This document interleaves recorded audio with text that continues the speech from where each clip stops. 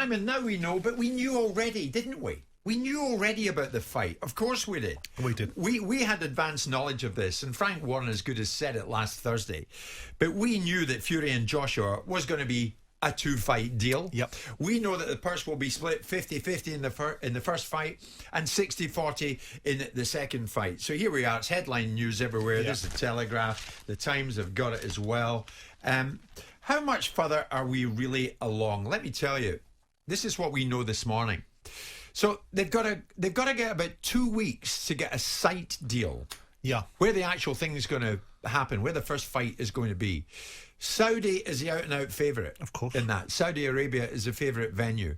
But if they don't achieve that, then the fight in June, July just will not happen. Yep. It will be scheduled for maybe November, December, much further into the year. Which is in keeping with some of the information that we've got, haven't we?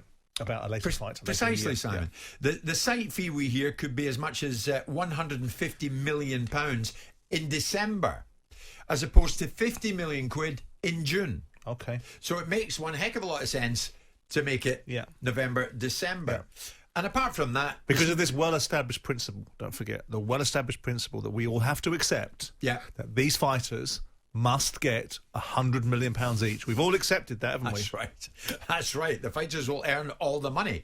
Apart from that, this morning, it's been described by somebody who's right in the thick of it to me as it's just noise at the moment. It's just noise. See, I think it's more than noise. I think if you look at the background politicking that was going on, you had Alexander Usyk's trainer last week talking about, hold on a second, we're not happy stepping out of the mix.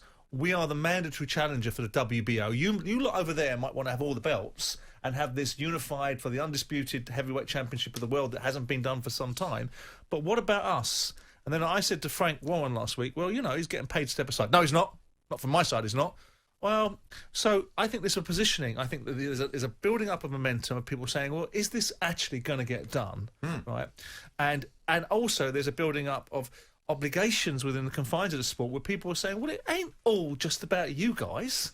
There's a whole raft of other heavyweight fighters that are entitled to fight for one of these belts, and you guys are sitting there pea-balling around about how much you can or can't get, where you can't have this fight, how much you're going to charge for pay-per-view, and how you're going to rinse every single dime out of it whilst we all sit there and wait. And if you're Alexander Usyk, or if you're XYZ other person, you say, well, we realise that you've got the belts, but hold on a second now. Yes. Get on with it. If you can't get £150 million facility fee from Saudi Arabia, get it from somewhere else that's not compromised by Ramadan, that's going to hold up the events and push it back further in the year. I think it's not noise, Jim. I think it's basically trying to diffuse the building noise. It's distraction PR, isn't it? Do you think the fighters deserve 100 million each? Because that's what they're going to get. Well, they deserve what people are prepared to pay to watch them. Yeah. So, ultimately, you have to turn around and say that the world's gone mad on economics.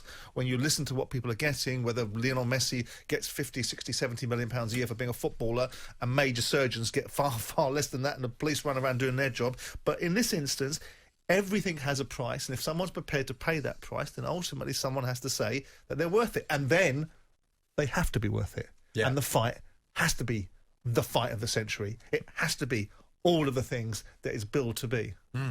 I mean, we look at what happened yesterday, and Eddie let the cat out of the bag. Sure he did. I mean, the Fury camp was saying nothing. I mean, Tyson Fury apparently, his camp was saying yesterday is not the right time to comment. Well, wasn't Frank really big on a tripartite agreement when nobody said anything till everybody said something? Yes, that's right. And he said that in breakfast this morning. Did he? So, but that's been their stance. So, and I reckon it's impatience all round. Somebody needed to say something. It was felt, and Eddie was that somebody. But that's the latest as far as we gather this morning, Simon. June, July is maybe a bit too soon in terms of getting the site fee organised, because they've got 2 weeks to get the deal struck. And if they get the deal struck for November, December, it would come in at around 150 million. We have all these different conundrums in the mix now, because if they're signed and obligated to fight one another next, we still have the overriding argument, that Tyson Fury will have not fought for a long time. Kubrat Pulev fought, and Anthony Joshua fought Kubrat Pulev in December. Tyson Fury hasn't fought since February 2020. So if he doesn't climb into the ring until December, he will have been out of commission for a year.